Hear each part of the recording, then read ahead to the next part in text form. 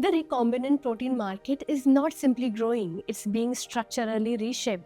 For business leaders, the strategic question is, where will the next wave of creation come from? First, I say AI is changing protein discovery. Platforms such as AlphaFold 3 can predict interaction among proteins, DNA, RNA, antibodies, and small molecules with significantly improved accuracy. The implication: faster candidate selection, more targeted protein engineering, and potentially shorter development cycles. The second, engineering proteins are reaching previously difficult to treat diseases. For instance, in 2026, the FDA approved Logiri for Agnase 1 deficiency and Avla, the first approved treatment addressing the neurological complication of Hunter syndrome. The impact is very clear. Rare diseases and advanced delivery technologies are becoming important new commercial frontiers. Third, biosimilar economics are changing. Recent FDA guidelines places greater emphasis on analytical evidence and could reduce reliance on costly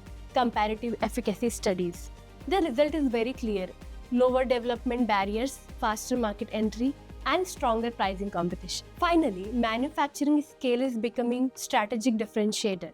Samsung Biologics opened Plant 5, Lonza expanded large-scale mammalian capacity, and Thermo Fisher strengthened its bioprocessing portfolio through filtration acquisition. The message is very clear: capacity, outsourcing, process efficiency, and supply resilience will increasingly determine competitive advantage. The 360i Research Global Recombinant Protein Market Report evaluates how these shifts will influence demand, technologies, partnership, manufacturing, competition, and investment through 2032. So where should your organization invest and which opportunities should it pursue first? Connect with 360i Research for an executive preview aligned with your strategic priorities.